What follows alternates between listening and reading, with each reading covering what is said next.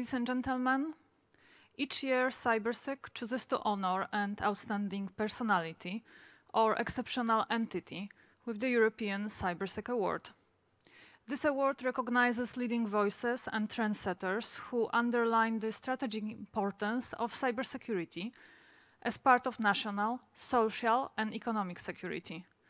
In 2018, the European Cybersec Award was given to Melissa Hathaway, and in 2019 was presented to President Kersti Kaljulaid and the Republic of Estonia. In 2020, the European Cybersec Award will go to a country where cyber is great, a country that is rightly considered a cyber power, the United Kingdom.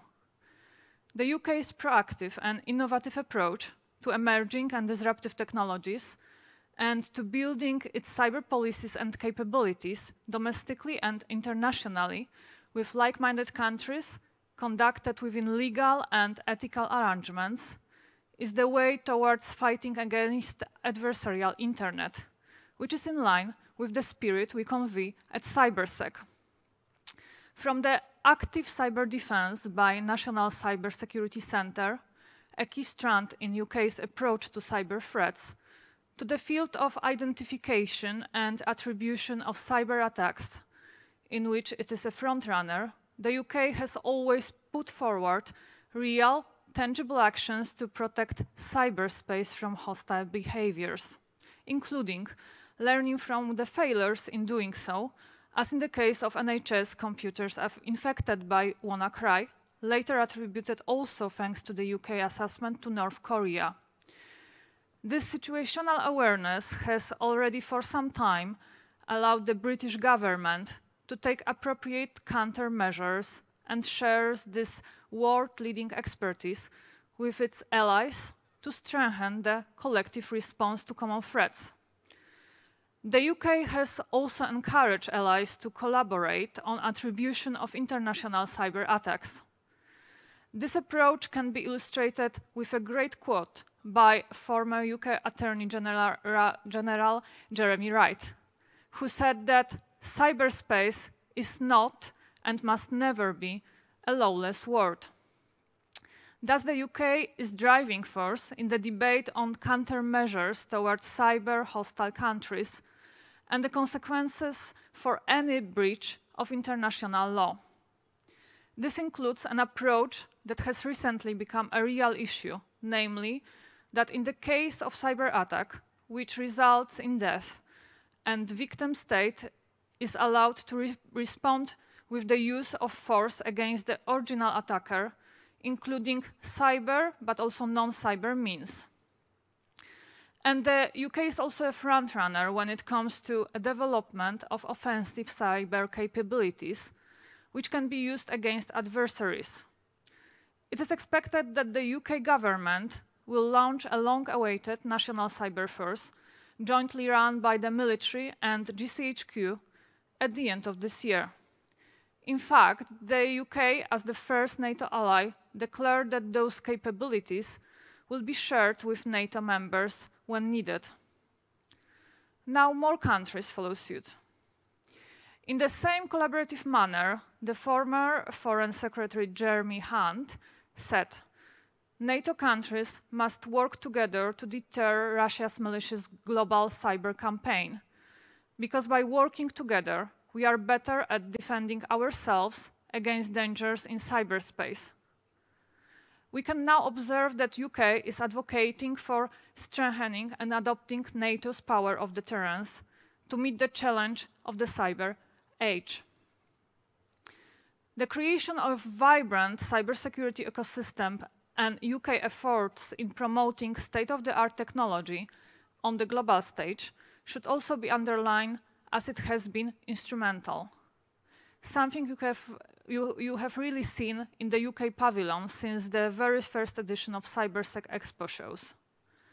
Recently, the UK has also been a crucial influencer in the debate regarding 5G security, with domestic regulations that lead to the exclusion of Chinese providers, which have been affected by the supply chain disruption.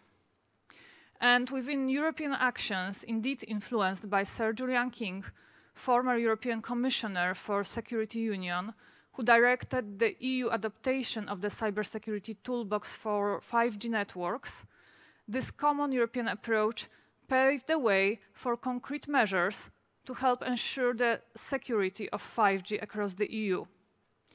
Thank you, Julian, also for being a member of the Cybersec Program Committee this year.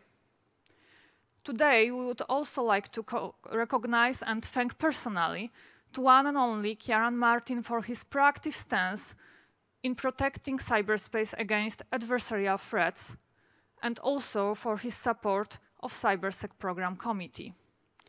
We would also like to thank and send our regards to our great Cybersec friend Baroness Neville Jones, who addressed the Cybersec Global 2020 audience in the newest Cybersecurity journal. Closing, may I highlight that the UK has always been at the forefront when it comes to the aspirations. Being a cyber power takes a decision to become one. UK's Prime Minister Boris Johnson presented his expectations to the UK government bluntly. The UK needs to become, and I quote, leading full-spectrum cyber power. My fingers are crossed for that, also for our countries working together closely against adversarial internet after Brexit. With the European Cybersec Award, I also hope that the UK will inspire other like-minded countries to follow and become cyber powers as well. Please welcome to our virtual stage UK Parliamentary Under-Secretary of State, Minister for Digital Infrastructure, Matt Warman. Sir, let me congratulate you and the UK with this award.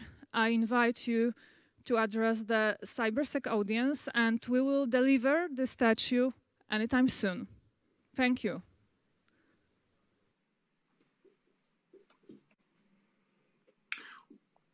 Well, hello, and I'd like to thank Isabella and her team for putting together today's excellent event, and everyone else for your participation in this year's Cybersec Forum. It's one of the key events of the cyber calendar, and I'm really pleased that the UK has always had a strong presence at Cybersec, and I'm delighted to be accepting this award on behalf of the United Kingdom.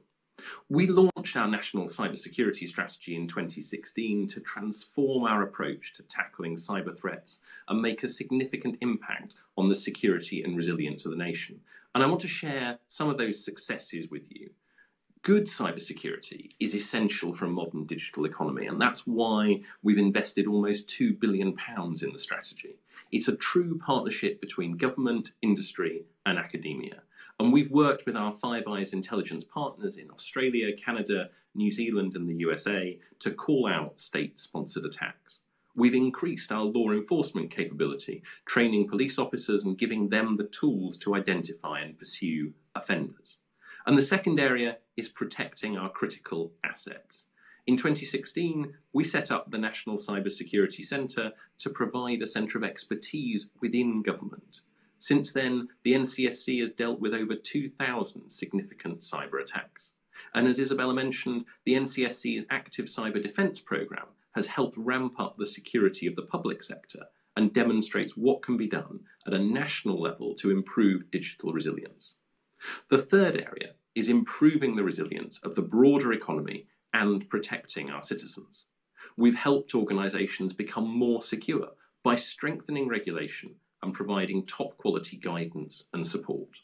And for consumers, our Cyber Aware campaign has helped the public stay secure online during the coronavirus pandemic.